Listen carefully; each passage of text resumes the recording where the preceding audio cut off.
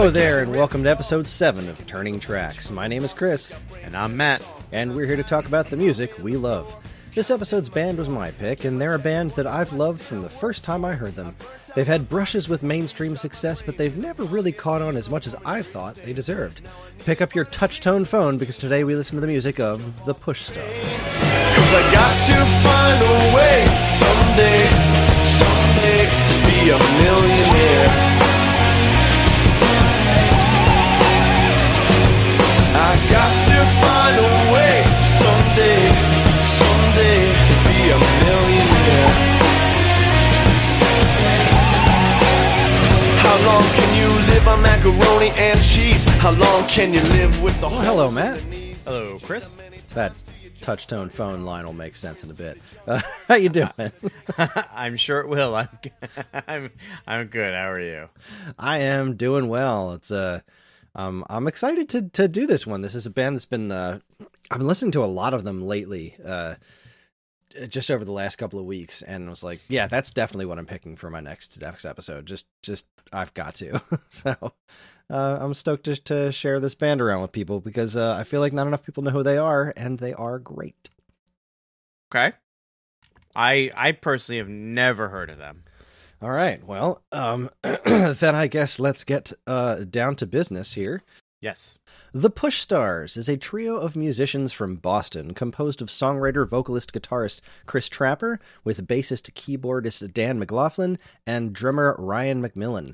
The band debuted in 1996 and has recorded a number of studio albums, a live album, and even appeared on some popular movie soundtracks, including Something About Mary and Me, Myself, and Irene.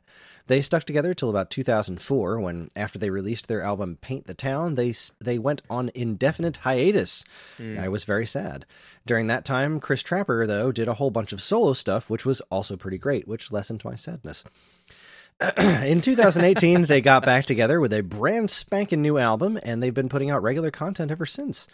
If I'm remembering correctly, and I can't place what this is, but I have this image in my head. There was some sort of video that they released, like might have been a VHS tape that I picked up at a concert, or a DVD or something that I picked up at one of their live shows, but it had like some live recordings and some interviews, and one of them, there was an honest-to-goodness reenactment of Kris Trapper coming up with the name of the band. He's on a touch-tone phone with some sort of automated voice message thing, and they said, to make this specific choice, push star. And a light bulb went off on his head, and the name of the band became the Push Stars. And it's just this hilarious video of him, like, in front of a payphone, and, like, having the realization, like, oh! These guys are goofballs. I love it already. Their music is, like, not goofy, but sometimes there's some humor in their music, which you've mentioned before. You appreciate that their music is wonderful, but sometimes there are some goofier songs than other. But they are themselves very entertaining people. The band itself has an excellent live presence. Kris Trapper is an incredibly effective vocalist and songwriter, with, uncharacteristic of me, lyrics being something that really comes through with this band's songs, as their lyrics are fantastic, at least to me. And also I have to mention that Ryan is an outstanding drummer. I've seen them live a couple of times, and he is one of those drummers that's like, I believe he was trained with in jazz drumming. Okay. So he does, it sounds like, extremely, like, sounds like there's a lot going on, and you barely see him move. It's just like, he's the kind of drummer that I hate to watch, because I work really hard to drum. Like, when I was drumming regularly, I worked really hard at it, and this guy just the most amazing, effortless precision. The precision of watching him drum was like just mind blowing to me. So I loved it. I was fascinated, but like at the same time, just like, how dare you? How dare you make being that good look that effortless? I know. I hate that. I love it. I absolutely love it. But God, do I hate it. The band has 10 albums to their name, which theoretically works out perfectly for the format of this show, choosing 10 tracks, right? I'll pick one from every album. Maybe. But there are a couple of caveats. One of those albums is a live album. And I have a weird relationship with live albums. I have to be in a very specific frame of mind for live albums. I love agree. live music, but I don't always love listening to recordings of live music. So I decided I didn't want to choose anything off the live album. And the other caveat is that one of their other albums is a Christmas album, which is quite good, but it just... it's not what I wanted to put forward as a representation of this band. If we ever do a Christmas episode of this podcast, though, I will absolutely choose a song or two from that Christmas album. So, Christmas album, a Christmas episode could be fun, right? Considering that I hate Christmas music, sure. Absolutely. Knowing this about you, I was going to try to entice you with, like, maybe we'll do a Halloween episode, too. Well, no. I don't want to get away from the subject matter, but I think this is a good opportunity for all our fans who listen and are active on our Discord channel. Would you like to see or hear Matt go through hell in a Christmas episode? Let us know. Anyway, back to your regularly scheduled program.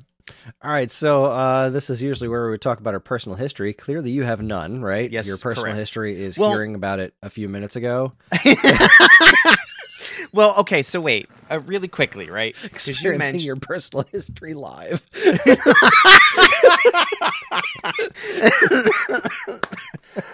Maybe it may be actually happening. It's very possible. So you're welcome, everyone at home.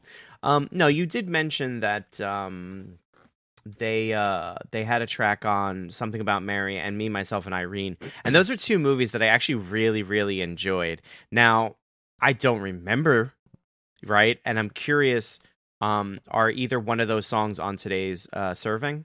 No, they're excellent songs, but they're not. The one on Something About Mary is a song called Everything Shines, and it's a fantastic song off of their album After the Party.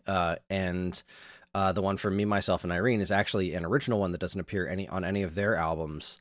Ooh, I like when they did that back in the 90s. That was a cover of a Steely Dan song called Bad Sneakers, which is a phenomenal cover of that song. I've grown to really become a Steely Dan fan, but again, that's a podcast for another podcast. Indeed. So neither of those made the cut specifically, but so I've never seen Me, Myself, and Irene, but I loved that song, and they have... So in 2002, they released an album called A Collection of Rare Recordings, which is exactly what it sounds like. It's just a bunch of B-sides and things that they never released anywhere else. But they only, I got it at a live show and never saw it again. It's not listed on their website as one of their albums. That music just disappeared. And because this band has never gotten like super big mainstream popular, finding that music outside of my own personal CD and then, MP3 rips was like, I just couldn't find this music anywhere. And then in 2021, they they kind of re-released it, but they kind of didn't. They released something called Greatest Misses, which, I mean... that's a great name. I love a band that takes a great shot at the greatest hits moniker. So it's like it's basically it's more that it's everything from A Collection of Rare Recordings minus I think 2 tracks. One of them was this great song called Boston Girl that I almost put on here. That Kris Trapper eventually did a version of on his as part of his solo stuff. And I forget what the other one is. There's at least 2, maybe 3 that were on the Collection of Rare Recordings CD that aren't on Greatest Misses, but it's also twice as long. It's just like it's like a double album, and then they just kept going with even more stuff from after the Collection of Rare Recordings of just more B-sides and stuff, and it's just outstanding stuff. So what I personally did for my own musical collection is when I put Greatest Misses on my iTunes, right, I took out all the songs that were on Collection of Rare Recordings because I just kept them as the Collection of Rare Recordings CD album, and then what I did was I put the Me, Myself, and Irene track, Bad Sneakers, as track 1, and then all the other songs on Greatest Misses that weren't on a Collection of Recordings in order, and that's what I personally call their Greatest Misses album, so I don't have to look at Jim Carrey's weird face in my album art anymore. Because it's always bothered me. Like, I love this song, but I hate that album cover because it's that, Jim Carrey split in half movie poster of like him making a funny face. I'm like, I just hate this. And then when this Greatest Misses album came, I was like, I can fix this. I can do this myself. Yay! So I've made my own personal version of that. That brings me no small amount of joy. But so my personal history with sorry to jump on that. So you have probably heard a song or two by them before. Some of their, like, I've heard a song of theirs show up in, like, I used to work in Toys R Us and a song would come on that's made into like grocery stores or department stores or stuff like that. Their music has been places. It's definitely, penetrated out there, but it's never reached mainstream success. So it's entirely possible you may have heard one or two of these songs before, maybe, but I don't know for sure. Either way, I don't think any of the songs that I've heard out and about in the world are ones that I picked here anyway. Mm-hmm. So possibly the first track, but it would have been a different version of it. But well, I can safely say that it will be a real-time exploration. Yes, indeed. So I discovered this band through a friend of mine, a group of friends of mine that I hung out with in high school. They had seen them at a lot. They saw them live once. A couple of our friends who had graduated to college, I think they played around their college or something like that. They saw them. They brought the CD home. They gave it to me, and I was like, "Holy crap, this is awesome! I love this." Mm-hmm. And I've just been a huge fan of theirs ever since. And like I said, I was bummed when they went away, and then when they came back in 2018, I actually didn't even know about it because they were just so far off my radar at that point. I discovered their 2018 album last year, and I was like, "Oh, wait a second, there's new Push Stars? When the hell did that happen?" Okay, and it was a weird experience because I listened to it the first time, and it did like nothing for me, and I was like, "Oh, that's a bummer." But maybe I'm just not in the right headspace for it. Which turned out to be the case because like 6 months later, I felt like listening to the Push Stars, and I was like, you know what, I should give this another try. And I put it on. I was cooking, and in the background, and I found myself dancing. It's like, okay, wait, this is great. What the hell's wrong with me? It's like, I get that. I definitely have done that before. I think it might have been like a nostalgia thing. Like, I loved their first chunk of records so very much. And then, like, how could they possibly live up to that with new stuff after being gone for so long?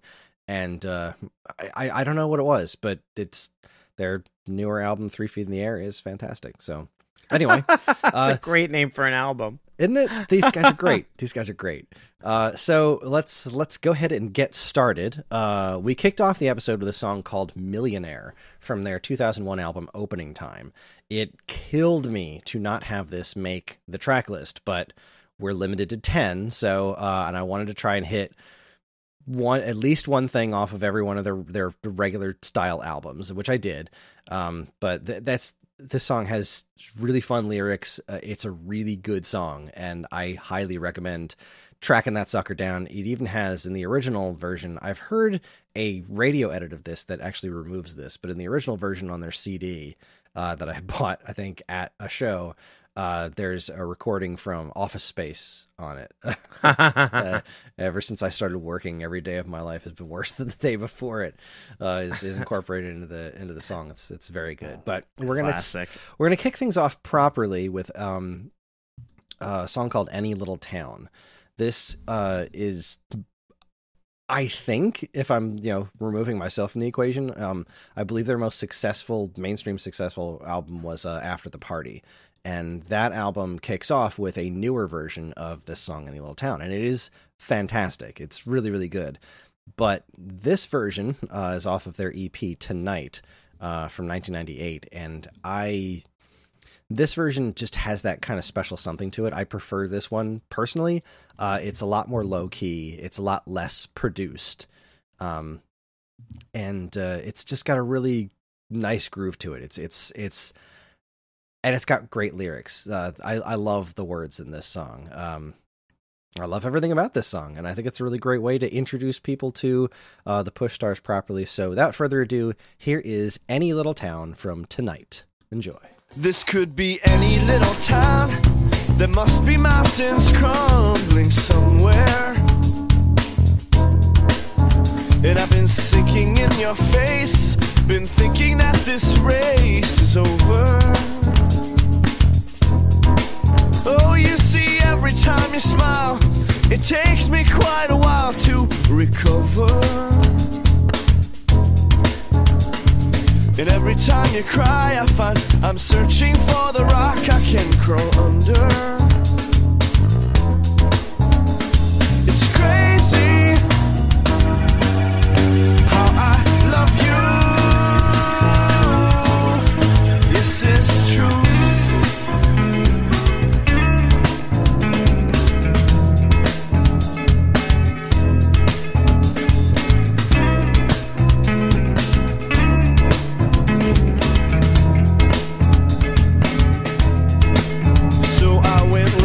The street, almost forgot that I had feet, searching for something.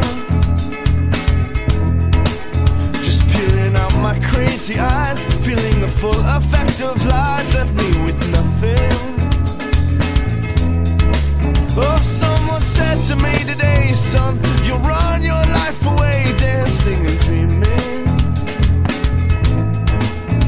But I could hear beneath the haze of his hopeless, lifeless days, his heart was screaming. It's crazy how I've run through you. This is true.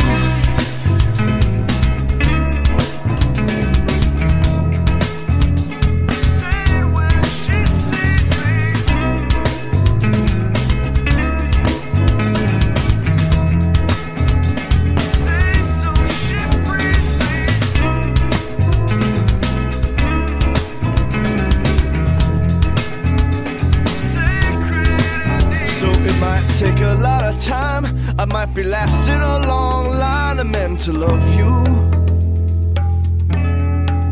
So should I kick and twist and scream, or could I just lay back and dream and think of summer? Oh, there'd be no one else around, just you and I and the sound of us breathing together. Stuck in this crumbling little town, we'd be happy just to lie down there forever. It's crazy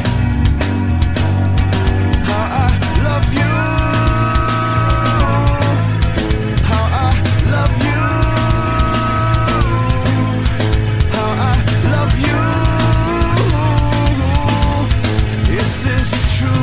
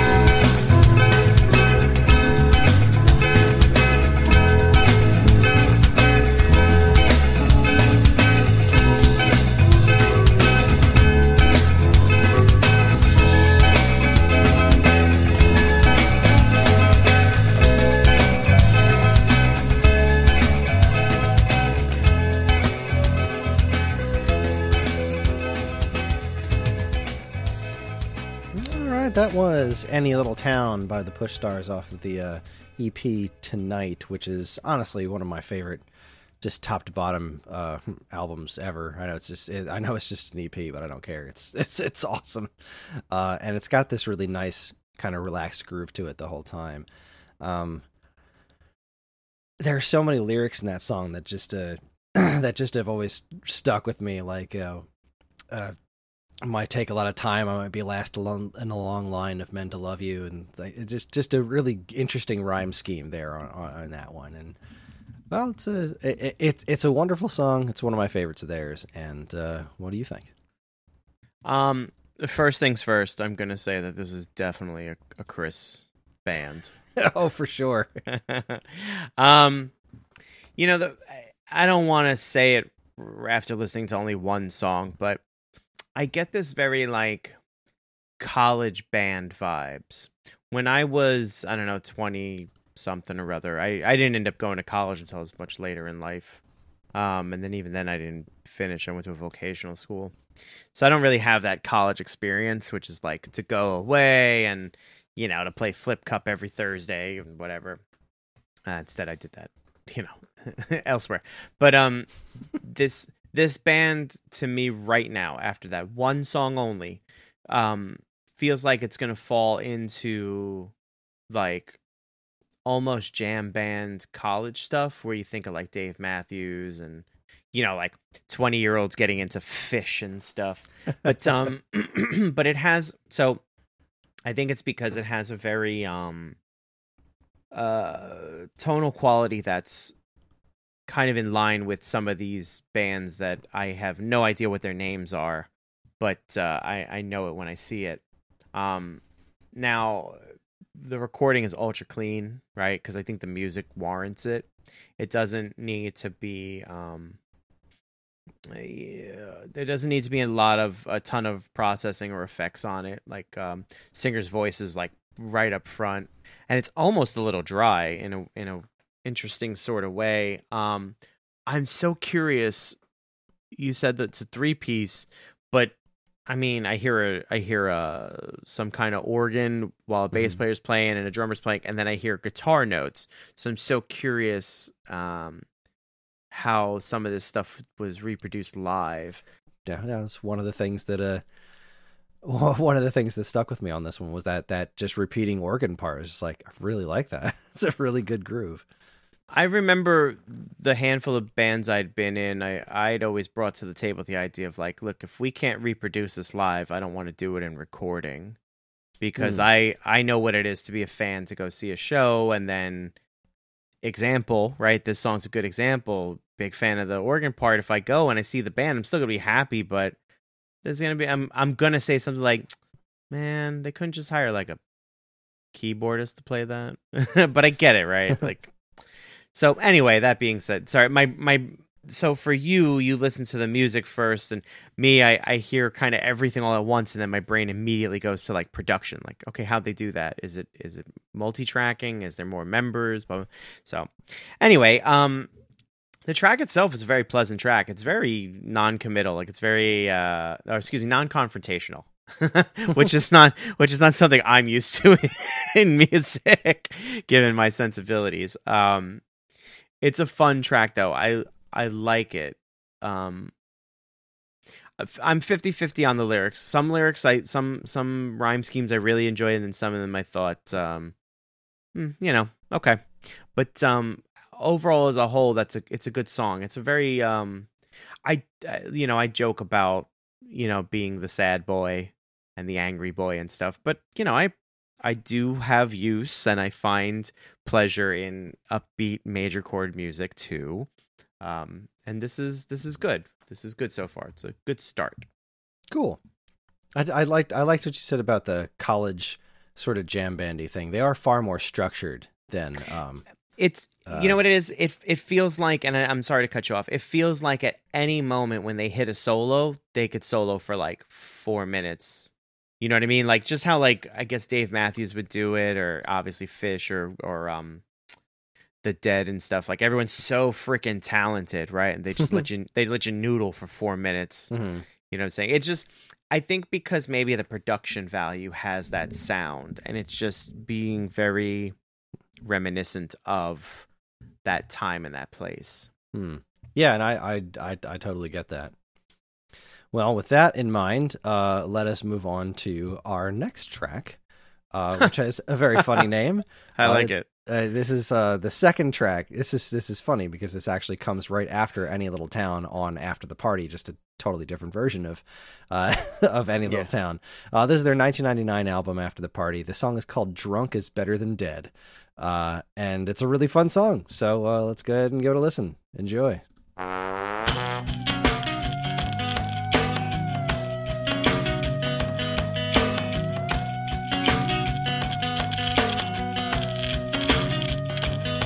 A little drunk is better than dead when they're strapping you down inside your own head. So you hang out with the man on the moon, but why does the morning have to come too soon? When you get stuck down deep in bad traffic, all your radio's picking up is cheap static. So you reach beneath your front seat for the taste of something sweet. But just remember what the drowning man said: a little drunk is better than dead.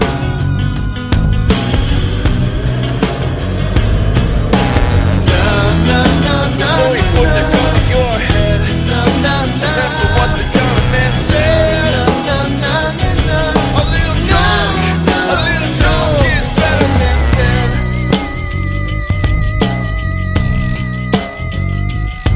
A little drunk is better than dead when you're tripping down the path that you were led.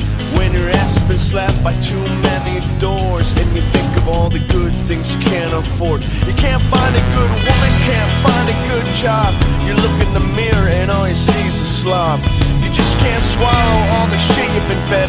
Been punched in the eye so much you only see red. But before you put that gun to your head, a little drunk is better than dead.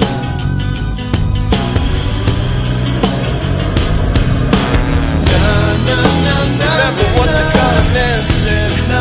Before you put that gun to your head, a little drunk is better than dead.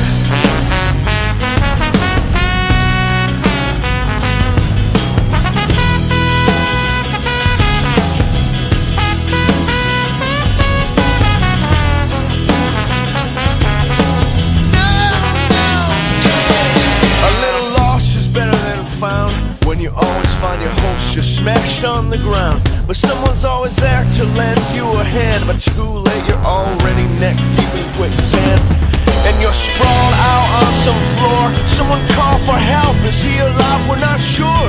Everybody's screaming, everyone's in a panic, but your face looks peaceful like it's plastic. And as they roll him away on the stretcher, we knew he'd be drunk forever. I guess a little drunk is better.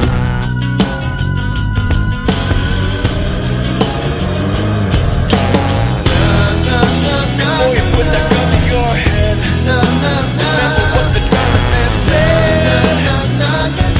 A little drunk is better than dead.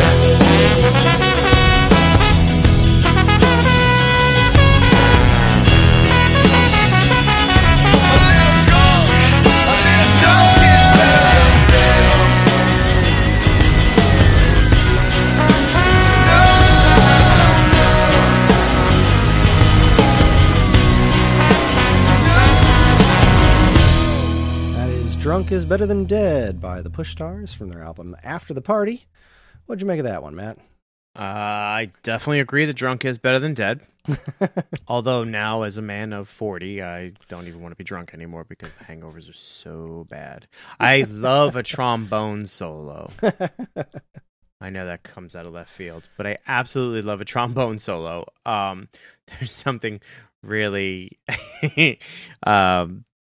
there's something that really needs to be said about trombone solos. I love the opening, right? Because the first bit of information I get is it's better to be drunk than dead, right? Mm-hmm. And that trombone makes me immediately think of, some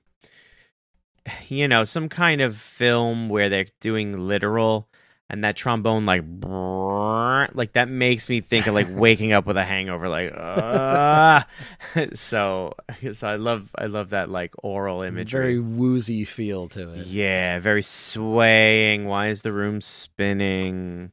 So on and so on. Yeah, there's like a really nice groove pocket I have a feeling that that's what this band is really good at, it being able to just set up that nice pocket where everyone can just kind of I don't know, vibe, as the kids say. They can all just kind of chill inside that pocket and do their thing and create. I like this one a lot. I really like the bass line, actually. That's another thing too. I had sent on the first song. Everything's very clean about the recording, so everything gets its own space, right? I think of a lot of like the stuff I listen to where guitars are real chunky and they sit on top of a bass, and it's kind of hard to hear the bass, perhaps, unless it's mixed a certain type of way. So, and in some cases, the bass isn't doing anything special, right? But this is a different case. This song, well, this band, I should say, so far, everything has its place. Everything rests where it should, and sonically, it creates just a very broad audio image. It's very full too. I'm starting to see it's only 2 songs, but I'm starting to see a pattern emerging in the lyrical department. Nothing negative. I'm gonna give it a couple more songs, and then I'll touch upon it. I think if it's going in the direction I think it is. Yeah, these are really talented guys, and again, I can't say enough about a trombone solo. Period. Yeah. I love the trombones sound in this song. I love the like the other wacky effects that are going on in the background, like the high pitched squealing and stuff to kind of simulate the stress of life. If you think about it from a certain perspective, the lyrics are pretty dark. Before you put that gun to your head, kind of a thing. But it's also it's approached in such a lighthearted way because of the music itself. That it's part of why the song's always resonated with me. I like it quite a bit. Yeah. What I was gonna say was a trombone, in my opinion, most underrated brass instrument. Of the most popular, but most underrated. I could agree with that. Trombone's got a lot to offer. Fantastic. Yeah, absolutely, man. All right, so this next song, this next song comes off of their Greatest Misses album from 2021. It's called Get Along. I'm just laughing because the name will always tickle me. Oh no, it's fantastic. This is going to sound negative, but I do not mean it negative in any way, stretch or form. This is a fairly unremarkable song, except that I just found it so incredibly catchy that the first time I listened to this Greatest Misses album, I really enjoyed it, but this one stuck out to me, and I couldn't tell you exactly why. It's such a Push Stars freaking song, and I really enjoy it, so I figured I'd throw it on here. Of all the tracks that were on Greatest Misses, if I had to pick one, this is the one that I went with. So here is Get Along from Greatest Misses by the Push Stars. Enjoy.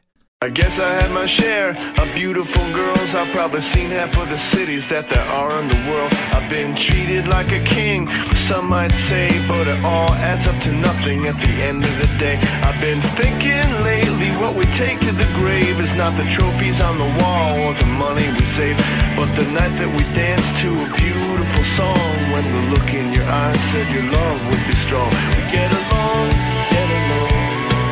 What's wrong? Nothing's wrong, 'cause we both get along, get along, get along.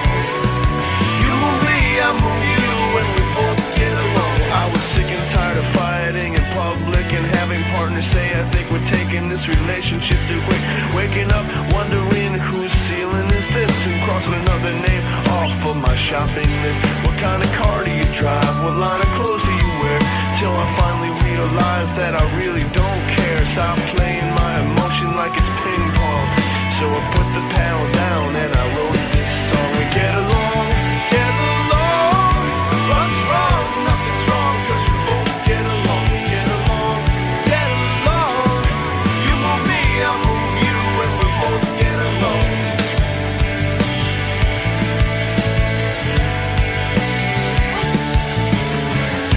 I used to dream there was a love song meant for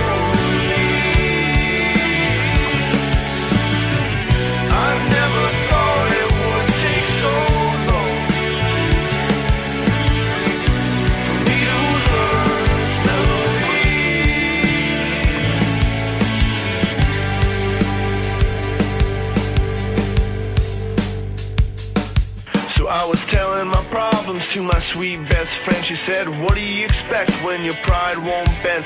With the lights down low and the music was slow, and the wine it was warm, the conversation flowed, till she stood up and said, I'm going to bed. Wrap me in a blanket and kiss me on my forehead. But the couch was too short and my legs were too long, so I knocked on the door and found where I belong. We get along, get along. What's wrong? Nothing's wrong, 'cause we both get along, get along, get along. You move me, I move you, and we both get along, get along, get along. What's wrong? Nothing's wrong, 'cause we both get along, get along, get along. You move me, I move you, and we both get along, get along, get along. Get along, get along.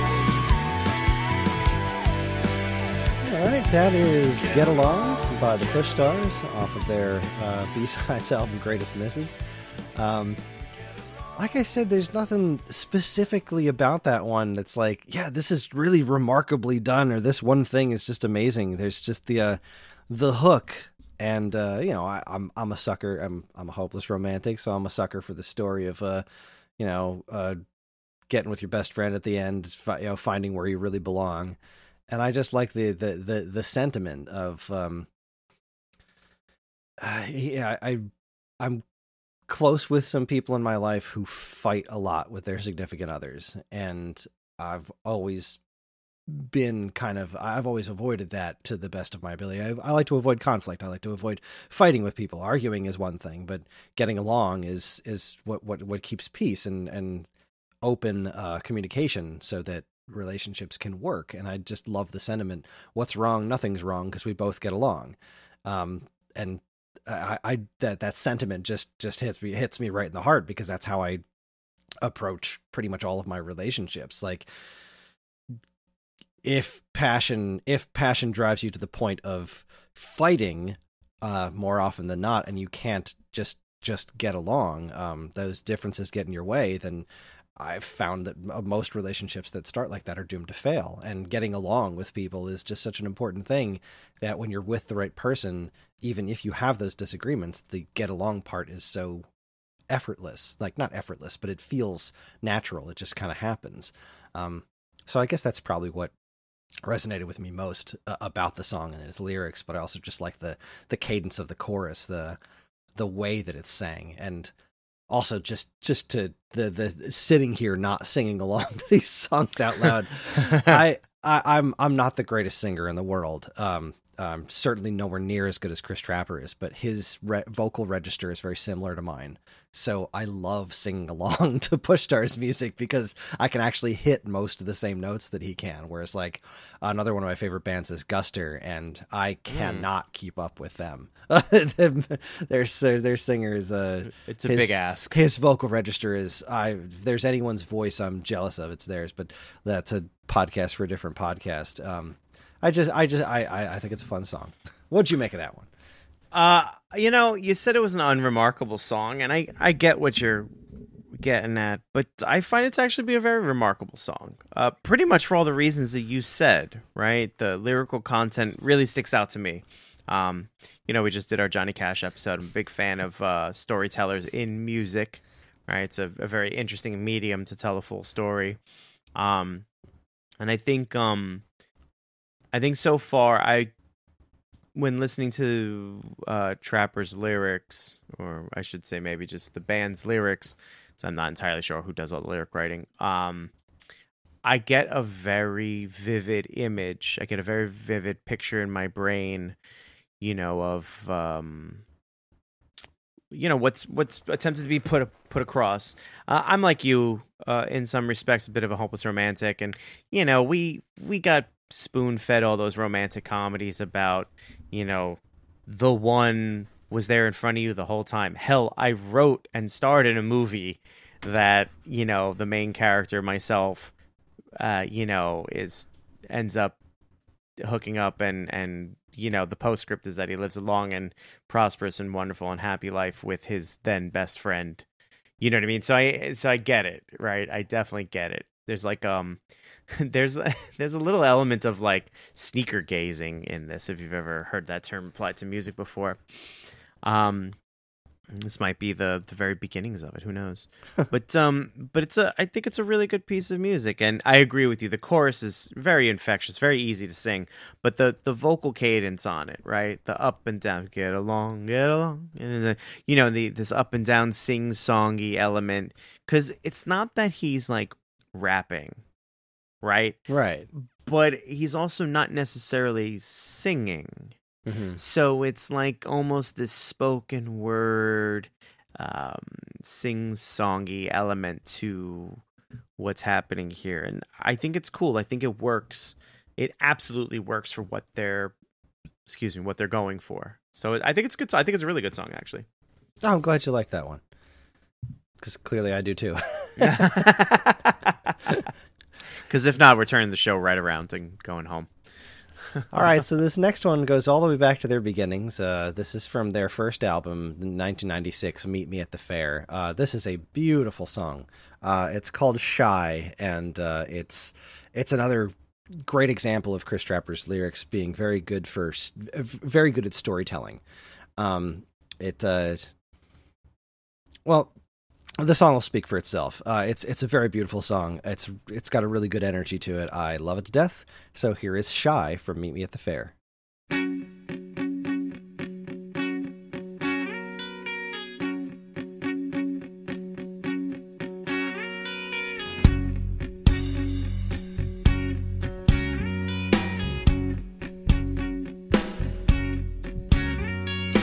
She moved to the city when she was 21.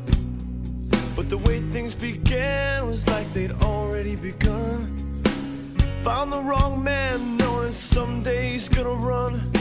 But he can't wait a lifetime for a savior to come. But that's me, looking at you with just a notion in my head. That's me, looking at you from the crowd.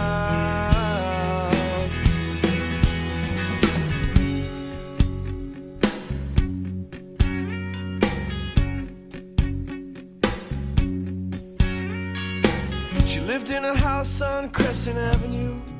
Some nights I'd sneak down her street just to see if I could catch a view. One night I saw her boyfriend leaving her house after a fight.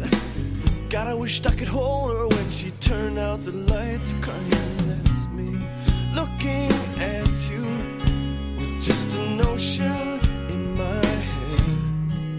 That's me, looking at you from the crowd.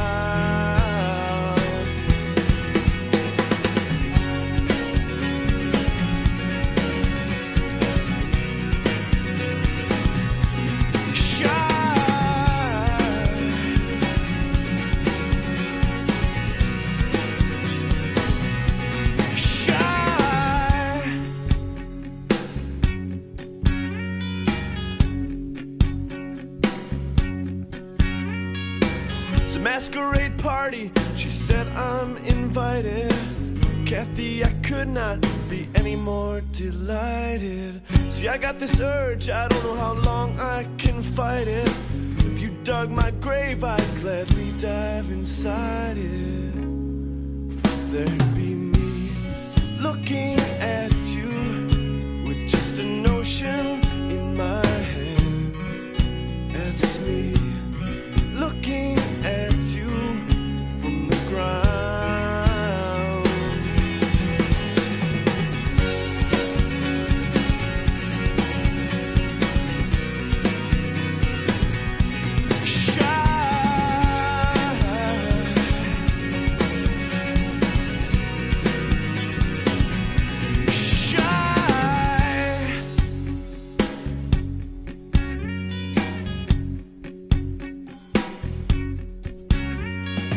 See, I don't have no costume, and I don't wear no new clothes. My body just follows wherever my heart goes. When I showed up naked, the whole crowd looked frightened. I turned around and ran home like I got struck by lightning. It's me, looking at you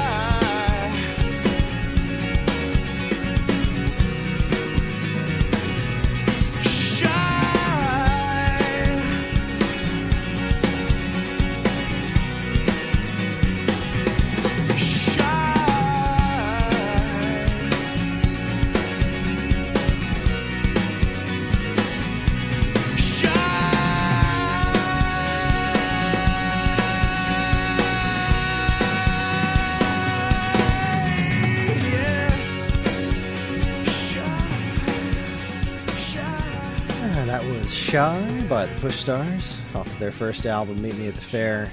I love that song for a number of reasons, many of which are you can hear what I was talking about with the drummer and those fills that just come out of nowhere, and having seen him play this song live and how utterly effortless they are. Infuriatingly effortless, just be like doing this completely simple rhythm, and then all of a sudden, like, didn't even see him do it, like in a blink of an eye. But no, I love that song. It's got such a heart to it, and you know, I've been that guy. Like, there's a girl you're interested in, and you're too shy, and you have no idea how to react or how to express yourself, and wind up doing something stupid. I've never showed up naked to a party, obviously, but that's that whole concept of the song of just about being somebody who's too shy to know what to do with themselves. It's just pulls my heart, and I'm also a big fan of the line. My body just follows wherever my heart goes. Is another one that I love quite a bit. So, what'd you make of that one? It's a good, very good line.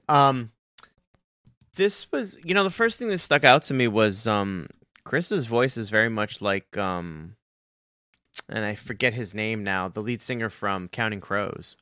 Oh, Adam Duritz. Adam Duritz, that's his name. Interesting. I don't think I've ever made that comparison before. I don't know. I can't quite put my finger on what it is about it, but it might be like the timbre and maybe his phrasings too. But just the first thing that came out.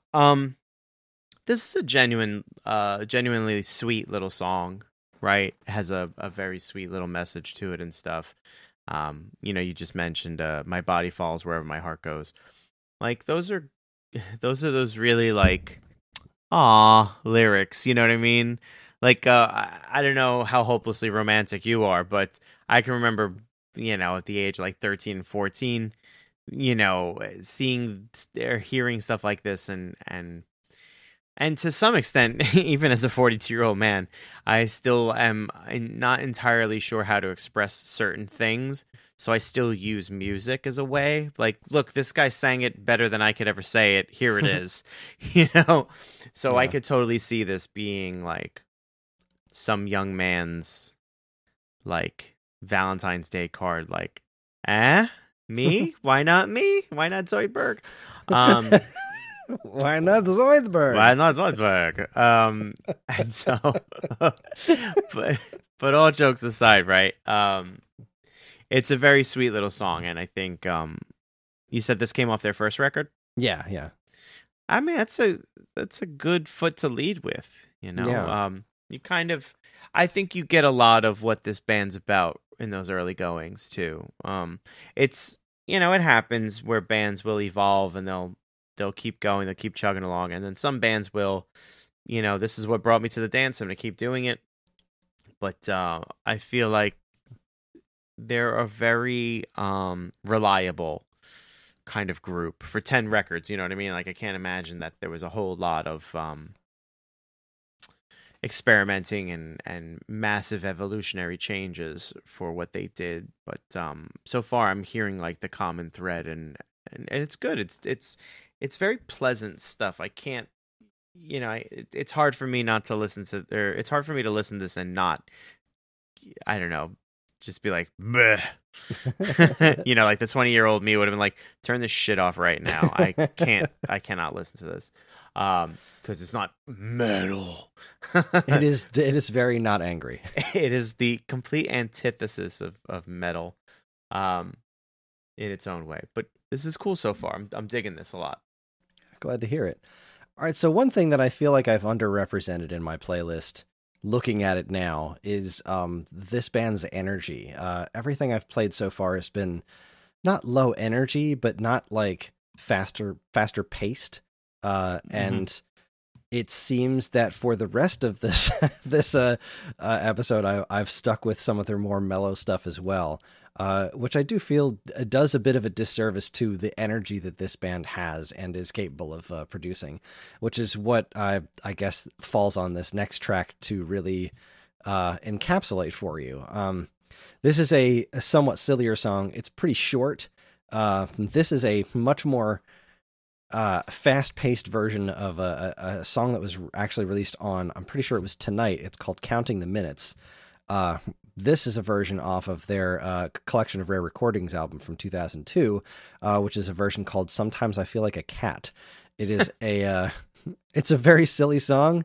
It's very fast and high energy, which is really something this band does very well. I really hope that I haven't turned too many people off looking for anything with a bit more high energy. They have quite a range. They really do. But this song's super fun. Sometimes I Feel Like a Cat off a Collection of Rare Recordings. Enjoy.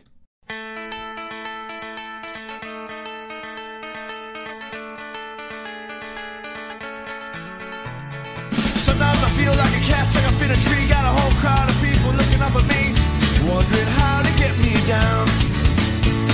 Well, I could come down, be a part of the crowd, the scene, the clown, the ghost that can't get off the merry-go-round. Or I could sit right here, counting the minutes, counting the hours. Oh, feel ya, sign and seal ya. Sometimes I feel like a rat running in a wheel, running and running and running, but man, what's the deal? I'm not getting anywhere. But it's not fair that my brain is the size of a pea, and I got one foot in the gutter and another in a trash heap, and roll on in my hair. Counting the minutes, counting the miles. Oh, feel ya, sign and seal ya. Sometimes I feel like a toad in the middle of the road. There's a truck coming at me and there's 2 ways to go, and there's no time to decide. But I don't mind being small in a world that's tall and mean and lean and run by machines. It ain't easy being green.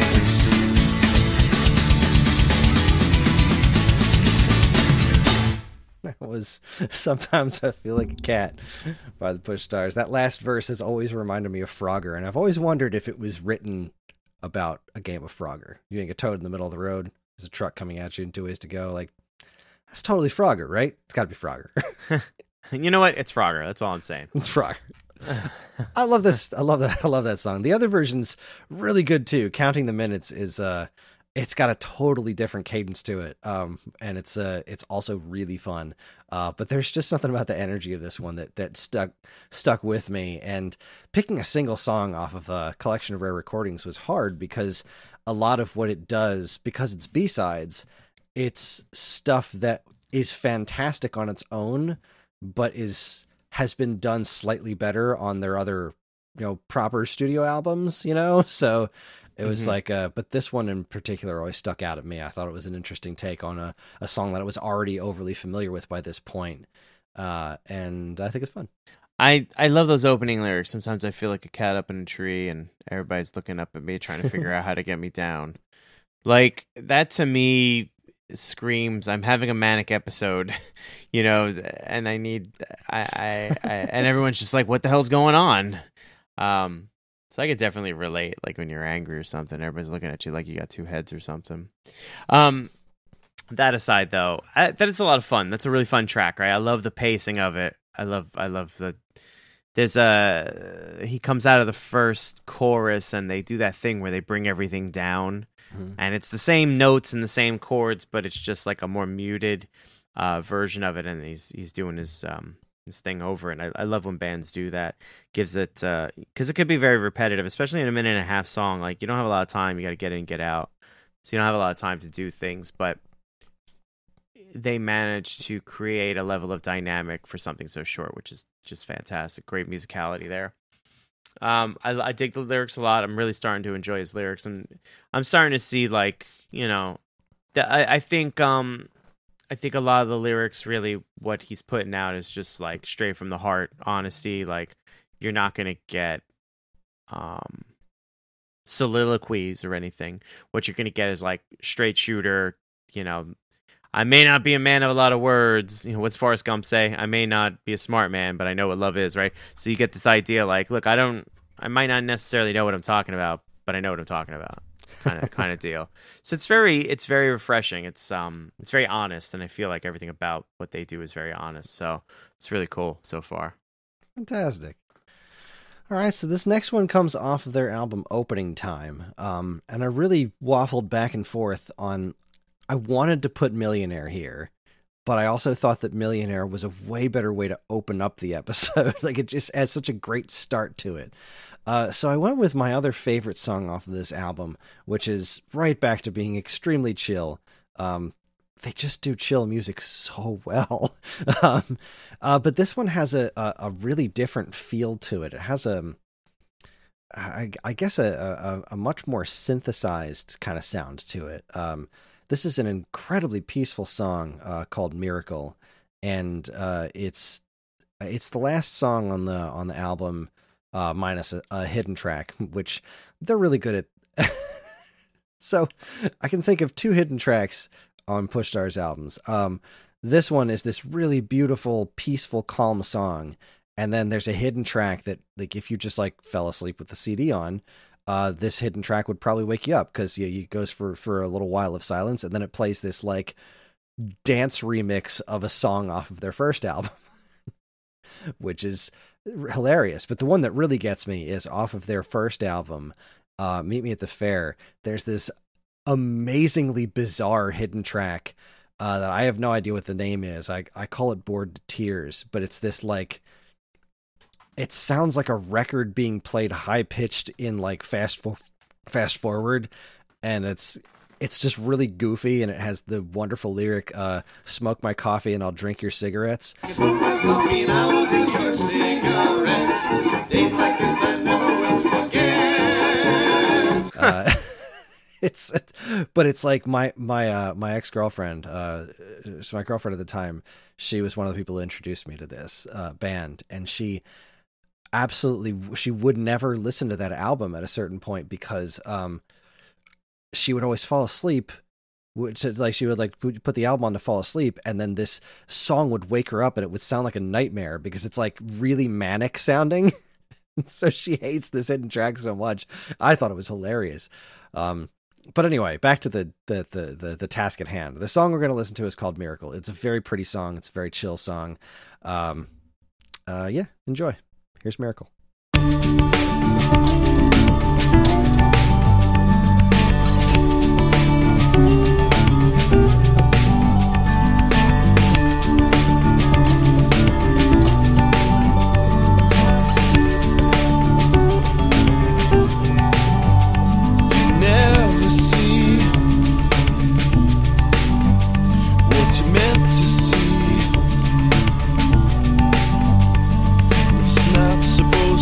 That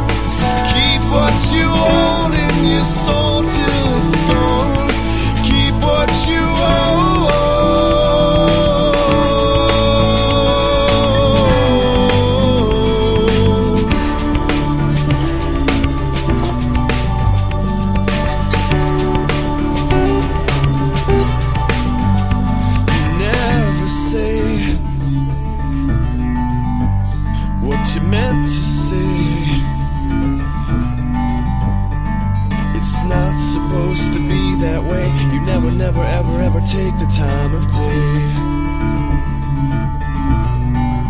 So I love you so, the only love I know. I was cynical towards miracles till I realized you could lift me with your eyes. It happens to me all the time, like the stars on the sea, the storms in the sky. It happens to me all the time, like the stars on the sea and the storms in the sky. That was Miracle by the Push Stars off their album Opening Time.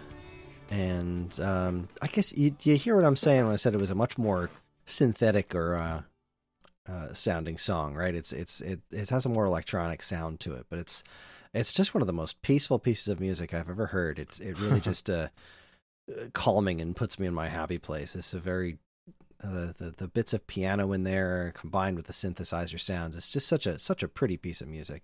I agree with you. It is probably one of the most calm songs I've ever heard in my life. I don't know that I necessarily agree about the synthetic. Like you can hear all the there's a lot of great finger picking going on. Like the guitar is great. But Yeah. there's just something. I think it's that sort of like synthesized string noise that's going through the whole thing. And there's something about the drums, like because the drums typically feel very more live, and they sound very recorded. I think that's what I mean to say. I don't think I'm using the right word that it's necessarily synthetic, because it still does have that very organic, very natural sounding sounds to it, but it sounds less raw. It sounds a bit more produced, but in a very pointed sort of like very specific, overly clean kind of way. Not as a complaint. It's a specific sound. There's like 3 or 4 songs that came out around this time that I can point to that have this sound to it, and I don't really know how to describe it. I'm clearly not doing a great job articulating it now either. But it does have this. There's a very unique sound to it that helps add to its overall calming nature to it. And again, Kris's voice is just like. I love the way this man sings. I just love listening to him sing. I think it's a beautiful, beautiful song. No, there's no question it's a beautiful song, right? And I'll agree with you. His voice is probably, of everything I've listened to so far, this is the most perfect place for his voice. I hear this, and to me, it sounds like it's a band that's recording all together. It's not a multi-track endeavor. So, I don't know if that's how they did it. I'm not going to claim to. Again, I don't know the band very well. But it sounds very cohesive. I love the tasteful use of the delay. So when he says like it happens to be right, to be, and that's in there because that stuff can go very right or very wrong, and I've heard both instances. And as a live engineer, I mess with that too. So, I think it's a really, really pretty song. Again, it's a very peaceful song. It doesn't rock the boat, right? It's very straightforward in its message, and it's very straightforward in its in just being a song, right? It's a very good song. I dig it. Cynical towards miracles. It's a good rhyme in there. Dude makes lyrics, man. I like it. I forgot about that. That's I appreciate the use of the word cynical. Period. Anywhere, doesn't matter how you just use it properly. So. All right, so trucking right along here. This next song is just one of my favorite songs of all time. This song is called "Too Much Pride." It's off their album After the Party. Oh boy, I don't even know. Obviously, there's a specific sound that I've been like leaning into as far as this band, what they do and do well so far, and I feel like this is one of the one of the best examples of it, because it's just one of my favorite songs ever, and one of my favorite songs off of this album, which is one of my favorite albums. It's just really, really good stuff. This is it's a song about having enough respect for yourself to not bend over backwards for somebody that you might think is out of your league. When just having enough self-respect to be able to let something like that go. And when this song came out and I was in high school, it was one of those things that really, really resonated with me and really stuck with me outside and even beyond the lyrics, just the general sound of it. That just being such another perfect example of the kind of music that I think these guys do so incredibly well. So here is one of my favorite songs, Too Much Pride. Enjoy.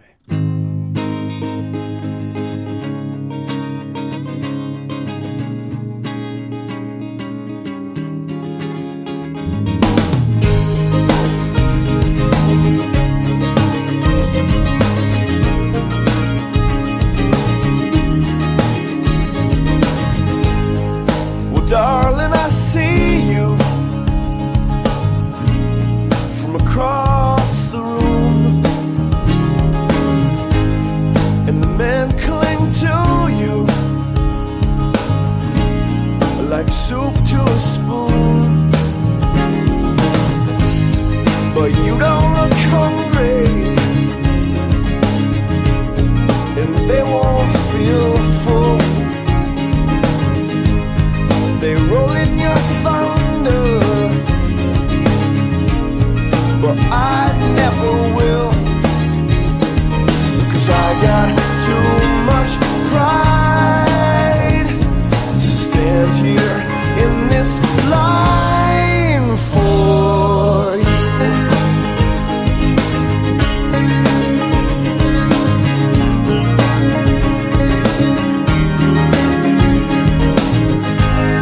And darling, I agree that men are pigs in beauty contests. Well, they're all rigged.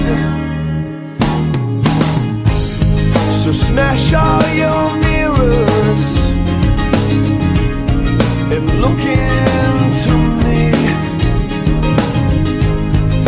You're the most beautiful thing that I'll never see. 'Cause I got too much pride to stand here in this line for you. Yes, I do. Yes, I do. Yes, I do. Yeah.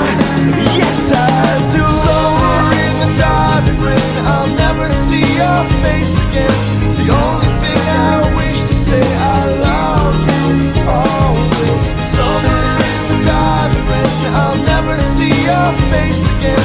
The only thing I wish to say, I love you always. Somewhere in the diving ring, I'll never see your face again. The only thing I wish to say, I love you always. That was Too Much Pride from After the Party. And you know what it was? The thing that really sealed the deal on this song for me the first time I heard it was, "You're the most beautiful thing that I'll never see." That was the line that really got me. I freaking love this song. Freaking love this song. Love it to tears. Just every single thing about it. The kind of like harmonies at the end of just like the oohs in the background. Like it's just one of the most wonderful songs I think I've ever heard. And it brings me no shortage of joy. How do you feel about that one? It's, like everything I've heard so far, it's a very pleasant song, right? It's very much not, I don't know. Like, I think I said at the beginning, it's very non-confrontational. It's a wonderful piece of music. There There's a lot of like hopeless romantic in a lot of it. And this one particular reminds me of Adam Duritz on that cover. Invade Paradise, Put Up a Parking Lot. His voice, Right. the more I hear it, really comes across reminiscent of Adam's voice. But that's not the band we're talking about. It's good stuff, man. It's really solid, well written, well produced. Everyone on the track is so tight. I mean, there's a lot of interesting stuff that once I get a hold on the actual mainstay of the song, my ears start to dig and hear other things. So there's like a sitar in there somewhere. Yeah, I think there is. There's certainly something going on in the background that I was like, wait, what? Yeah, and then I started listening for I it. know exactly what you're talking about. Yeah, it's some really interesting stuff. I'm digging this stuff. I like it. Glad. Makes me happy. as long as I'm bringing you one of my favorite bands and you don't hate it, then call out a win. Yeah, right. All right. So let's keep going. We got a few more to get through. This next one here is the first track off of their newest proper album, 3 Feet in the Air. I had said that when I listened to the new album, I didn't like it right away, which isn't 100% true because I loved this song straight away. It was the rest of the album that I fell off of, and then later was like, "You're an idiot. This is great. What are you doing?" But this particular song is called "Nightclub Singer." It's the first track off of their album 3 Feet in the Air from 2018. It's wonderful. So we're gonna listen to it. Here's "Nightclub Singer." Enjoy.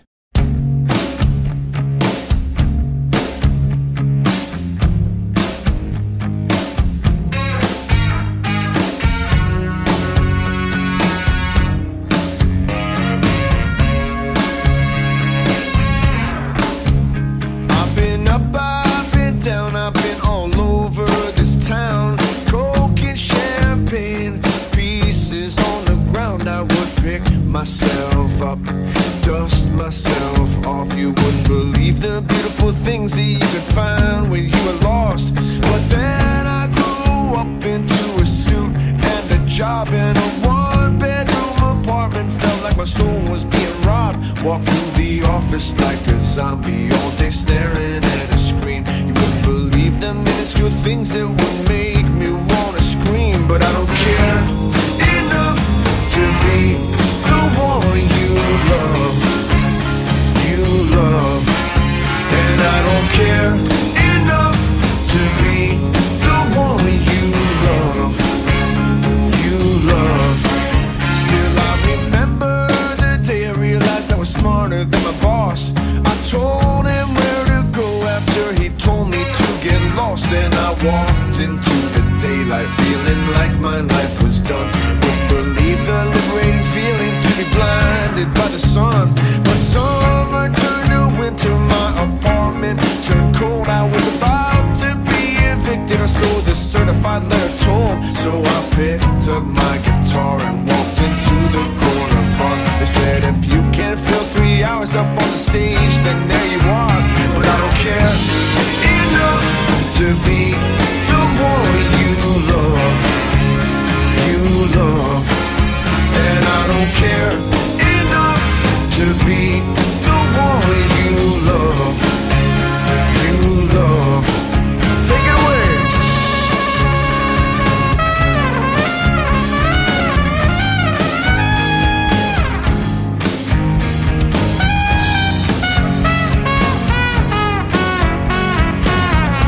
Yeah. I was a nightclub singer and things were going fine till the 999 times some drunk requested Sweet Caroline. I just stuck up my middle finger and smashed my glass of wine. Then I stormed off onto the stage and saved my soul in the nick of time. But I don't care enough to be the one you love. And I don't care enough to be the one you love. And I don't care enough to be the one you love. And I don't care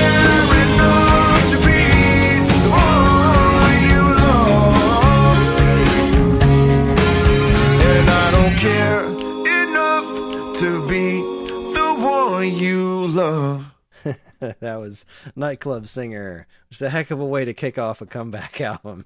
I love that song. I love the story it tells.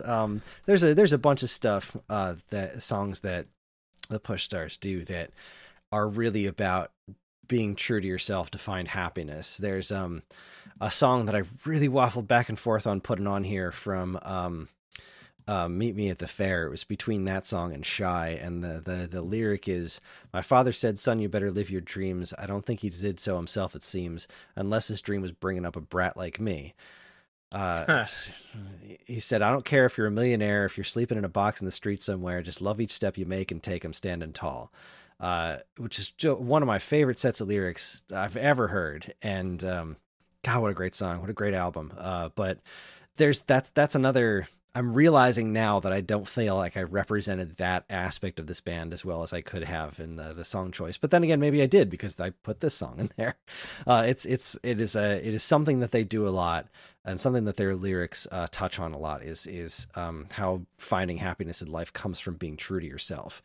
And just after being away for as long as they were, I mean, their first album was 1996. And here, a 2018 album, still just sounding as good as ever. Love the horns. I love I really just love everything about it. I think it's a fantastic track. Yeah, I was going to make mention of the horns. I love when horn sections show up in music, because I think in the 80s we had all those sax solos, and then little by little it disappeared.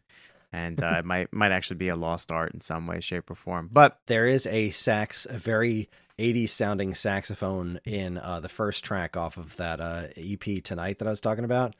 It's a great song called Crosstown Cafe that's got just a Jay Leno-ass sounding saxophone. It is oddly wonderful. But yeah. That's fucking great. Anyway, I gotta say, there's something about their tempos. There's like a swing in this one particular, but their tempos are very chill. But this one has like a nice swing to it, which I think lends itself to the idea of being a nightclub singer, and get.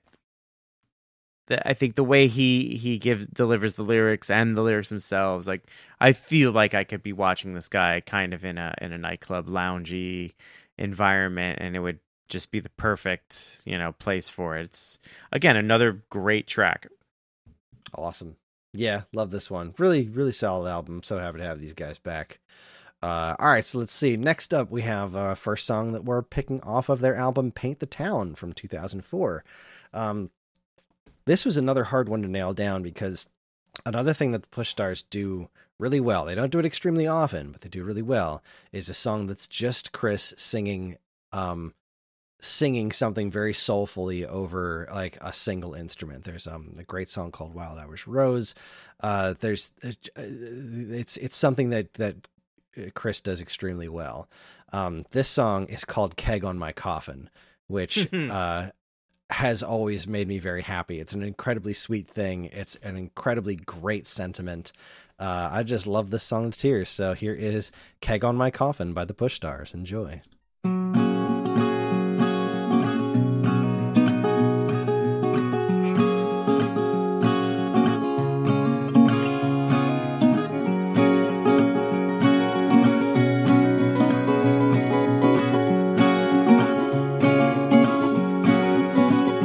Put the keg on my coffin and think of me every so often.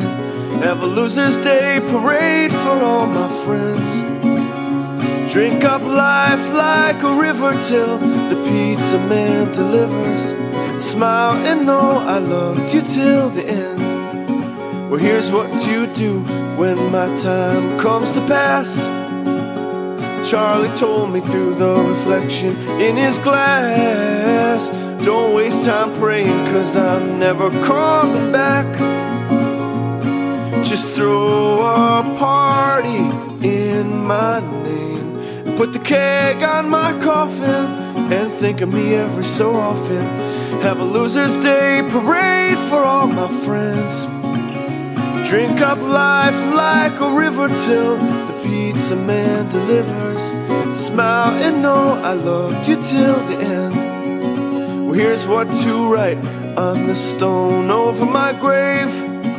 His friends were earned and not a penny saved. Don't waste time crying, cause you two are on your way to meet me at the pawn shop in the sky. Put the keg on my coffin and think of me every so often. Have a loser's day parade for all my friends. Drink up life like a river till the pizza man delivers. Smile and know I loved you till the end. Smile and know I loved you till the end. Smile and know I loved you till the end. That's Keg on My Coffin by the Push Stars. Love everything about that track.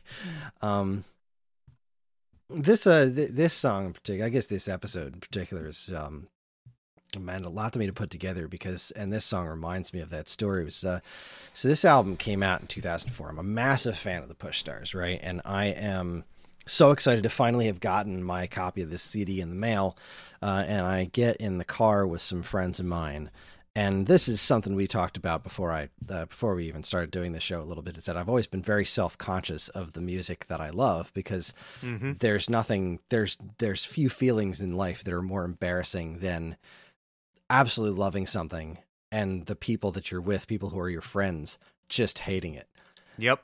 And I was so excited to listen to this CD. We put it in the car, and like 2 songs in, my friend who's driving the car was just like, "This is horrible. I'm turning this off." She just absolutely gutted me, and I almost didn't even hear this song, right? Because I was like, I how can I even bring myself to listen to this album? Like, I feel so ashamed that I made them sit through this horrible music, right? And it was one of the most heartbreaking things I think that's ever happened to me, because there's like I said, there's just something about music that's so deeply personal, and no matter how much I dislike something that somebody's listening to, if it means something to them, I'm never going to tear it down in front of them, and I'm never going to be rude about it. Even if I don't like it, I'll be respectful. And that was just one of the most hurtful things that I had experienced. Like, I know it seems so trivial to be like, somebody doesn't like this song, but I mean, you've known me for a while now. You know how much music means to me, and having that happen was just like, I was just gut wrenching. And I'm so glad that I brought myself to, then listen to this album by myself later, and eventually get to so many great songs on it. It's a wonderful, wonderful album. And this song in particular has always been a standout because it's such a sweet sentiment. It's what I want, I mean, I'm not a drinker. I don't really care, but I just want everyone to celebrate life instead of mourning death, And I love the entire notion of this song being just, order a pizza and, put the keg on my coffin. I think it's a great sentiment, and love this song to itty bitty bits. So I'm a big fan of songs that have to do with death and then the funeral, and then at the funeral, like having a good time. So this grabs me very much. So I agree with you. Put the keg on my coffin. Let's all tell stories. Forget the crying. Let's all laugh. Like, because the funerals, I don't mean to drag it down, but the funerals I've been to, right? I am the guy that's like, yeah, nah, this is a somber moment and this sucks.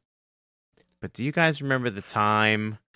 And then, because I get it, right? Everyone grieves very differently, right? And some do it publicly, some do it privately. Some, their form of grieving is laughter, and I'm kind of that person, right? I don't want you to think just because I'm not physically here anymore, I'm not here, right? Like, everybody lives on in each other's hearts and minds, and so on and so forth. So that's what I want, right? I think I've led an interesting enough life, and I've told enough jokes, and I've made enough people laugh that, and I've gotten into, some pretty precarious situations with a lot of people where, down the line when it happens, everyone's going to be like, oh my God, remember that time that he, and I'm the one that had to bail him out, and blah blah. So I love that sentiment in music, and especially when it's done right. And I think this is done right because it's not a somber song, but it's certainly not an upbeat song. It's a little more. It's a little on the slower side. Melancholy is not the right word, but it's in that vein. But the sentiment's still there. Like, hey man, let's not be sad. Let's live it up. While we're here, let's make the most of it, and let's laugh and remember the good times. I'm glad it resonated with you. Oh, absolutely. Darn fine song. All right, and that brings us to our last one, our number 10, and this song is, if I had to, I don't even know I'm not sure if it would make, it's easily one of my top 10 songs of all time. From any artist, anything ever, any medium, top 10, possibly even top 5. There are a few songs in this world that put me more at peace than this song, and it's a song about the feeling of home.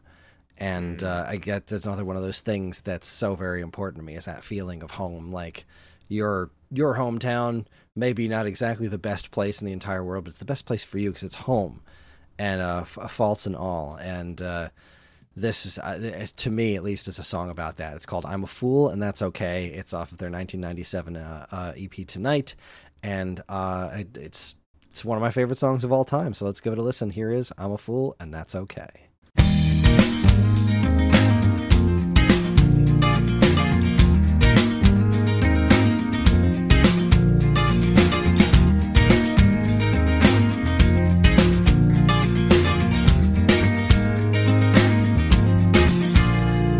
Well, there's nothing that you can't buy in LA, like an all-night love scene served your way by a silicone angel or a big strong tool. And I'm a fool to feel this way. I'm a fool, and that's okay.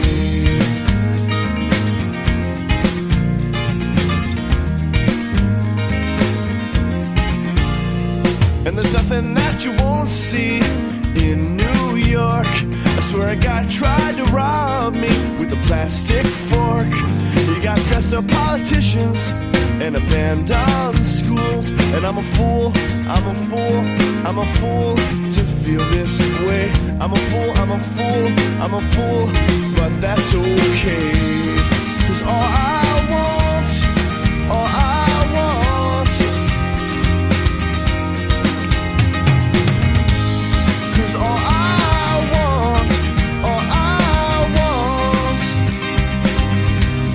is one thing that's true. I wanna walk with you just like we used to do.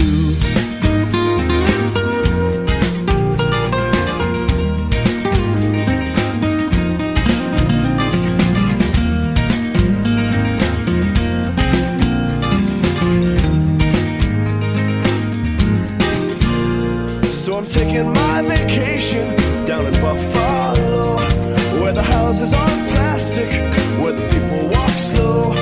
So if you don't know football or burnt out dreams, well, I'm a fool, but that's home to me. I'm a fool, but that's home to me. I'm a fool, but that's home to me. That's home to me. That's home to me. That's home to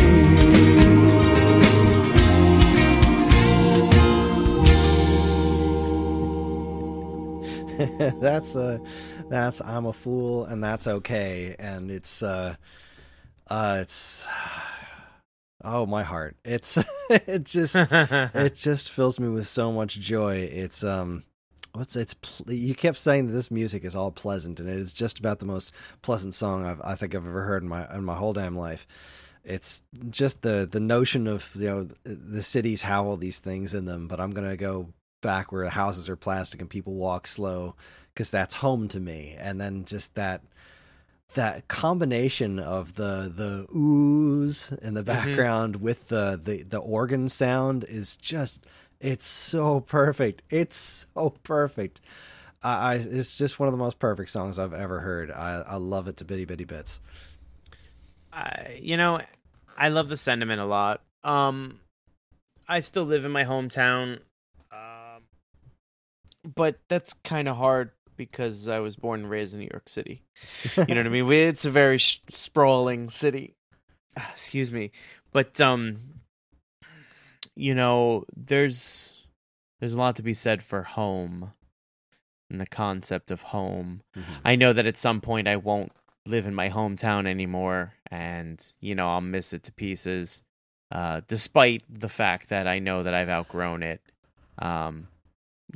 Things are very different from when I was a kid and even a teenager and even in my 20s. But, that's how it goes, right? Mm-hmm. And then the beauty of leaving your home is creating a new home some other place, and that becomes home.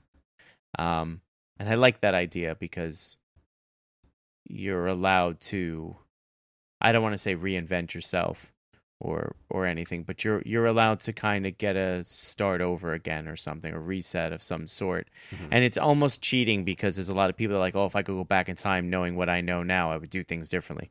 Well, you can't do that, but what you can do is you can go somewhere new and you can take everything that you learned and you can start again. And that's a beautiful thing. Home is a beautiful thing. Who doesn't want to go back home, right? Whatever home looks like to people, whether it's like people, places, familiar street corners, old haunts, whatever it is, there's something very comforting about home. And I think as a whole, this song is very comforting, right? The fact he's like, I'm a fool, I'm a fool, I'm a fool. Like, I like it because he's willing to say out loud, like, I don't care. I don't care if I sound crazy. I don't care if I sound stupid. This is how I feel. And this isn't for you. This is for me. And I like that goes along with what you were saying before. It's like they have a lot of the messages in their music is, do whatever it takes to make yourself happy. Even if it's, Yeah, being true to yourself. Right. Be true to yourself, and therefore you'll be happy. And that's this song, right? He's like, I'm a fool. I don't care. You get a lot of people, you see a lot of movies, a lot of TV shows, you read a lot of things where they say, you should absolutely go out and explore the world. It opens up your mind. It opens up your world, so to speak. And that I agree with that, having traveled a little bit, but having met a lot of people and so forth. But coming back home, you can't, there's nothing better than it. And that's it. That's all I got to say. Yeah. That well said. I don't know what else to say. That song, this band, and their music just mean the whole world to me. And thanks for listening, I guess. Yeah, thank you for putting them on my radar. Like I said, I'd never heard of them before. And I feel a little more enlightened, if not at the very least more connected to you as my friend and a person. That's the goal. So anybody who's listening, if you've enjoyed this music at all, please, this is one of those bands that they don't have bad songs on their records. Like every album of theirs, there aren't just songs that I single out to listen to. When I listen to the Push Stars, I always put on an album. I just listen to them front to back because they're all good. There's no tracks that I skip. There's no nothing. It's just every single one of them is very, very solid from top to bottom. It's kind of a rare thing with bands to just want to listen to, every single song on every one of their albums, but that's what the Push Stars have always been to me. So if you've liked any of this stuff, goodness gracious, go out and listen. There's a lot more high energy stuff. There's a lot more slow stuff. There's a lot more funny stuff. There's just, I hope I did a good job of representing what this band's capable of, because they're just one of my favorites. And with that, that's going to be our show. Next time is going to be Matt's pick again. What are we listening to next month? This was a really tough choice. I've got a long list, Chris. I'm not going to lie. You said you think you're done kind of representing yourself. I don't know that I am. But I don't think I am either, honestly. Yeah, as far as the big tent poles, the big pillars, I feel I've covered. But yeah. I still have a couple of other pretty significant chunks of my personality to get out there. What do you got for me? I got to agree with you. I think I'm doing the same thing you are with the Push Stars. So my next episode is going to be one of my all-time favorite bands, period, bar none. They may not be necessarily a tentpole for me, but they are absolutely a mainstay. And that band is Clutch. Clutch? Huh. Mm-hmm. I don't know Clutch. Or do I know Clutch? You? I don't know. I don't know if you do. They're not jumping out at me, so I guess we'll find out. All right, Yeah. That's exciting. I love learning about new music. All right, so next time we'll be listening to Clutch. I hope their music is Clutch. Anyway, I have to run and go pick up my kids, so I will just say we here at Turning Tracks are incredibly grateful to everyone who listens, and we love to communicate with you when we can. We have a couple of ways you can do that. There's the Geekade Discord channel, in which we have a Turning Tracks chat, where we hope to discuss all manner of stuff relating to music and whatever our next episodes are going to be. And of course, you can always still send us an email at mail@geekade.com. And while you're at it, you can check out our social media channels, which you should also totally follow, like, and subscribe to if you haven't already. Turning Tracks and other Geekade podcasts are made possible thanks to the Geekade Patreon page. There, patrons can get access to a monthly podcast topic and recording schedule, get early access to most of Geekade's shows, including this one, and more. If you've enjoyed our podcast over the years, follow the link in the description and give us a look. We really appreciate it. Finally, as always, be sure to check out all the other great content we have on our site over at geekade.com. So, this last track is called Cadillac. This one here comes from their album After the Party. It's the last track on the album, and it is another fantastic example of storytelling told through music. It tells the story of a guy and a girl meeting in a bar, and a guy who tries to talk himself up, and he's full of shit. So, but it has a really sweet ending, and it's just one of those songs that means so very much to me. It makes me happy every single time I hear it. It's a magical piece of music. It's got a really good high energy vibe to it, and I hope you all enjoy it. Thank you very much for listening, everybody. Thanks, Matt, for letting me expose you to the Push Stars. And yeah, that's it. We'll see you next time for Clutch. Enjoy. So she went to the bar on the corner with some friends who were buried alive. And a man leaned over to tell her that her luck had finally arrived. Said he drove a Cadillac that could sneak out through the crack, and he'd never bring her back here again.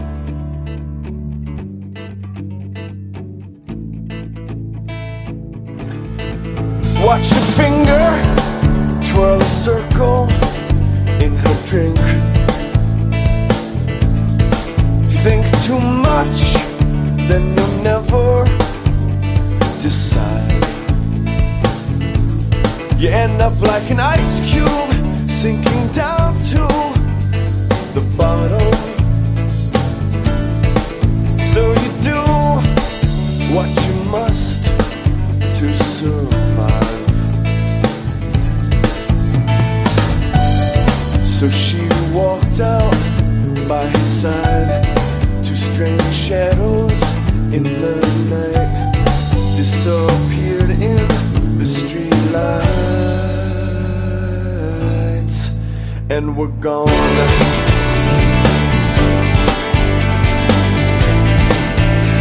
And here I am,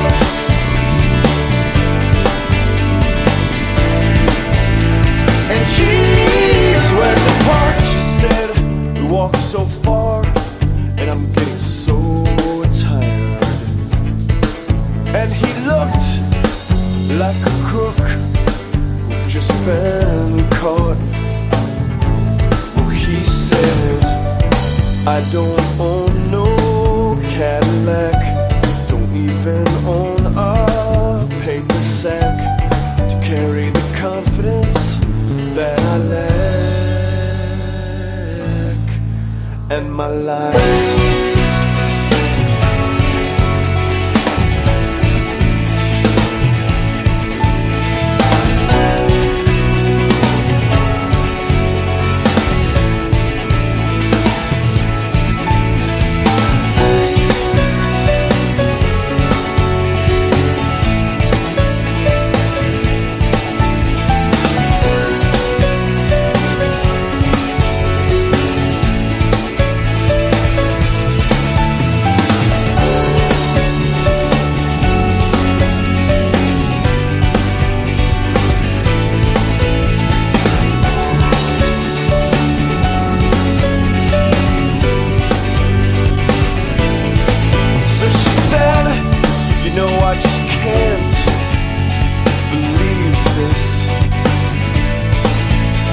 go ahead, just leave, I understand.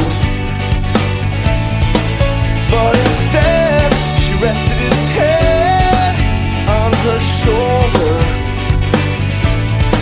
But how could he love her with nothing to give her but empty pockets and a crooked man? Well, she said, you can love me with your hands, you can love me with your eyes, you can love me with your voice and your life.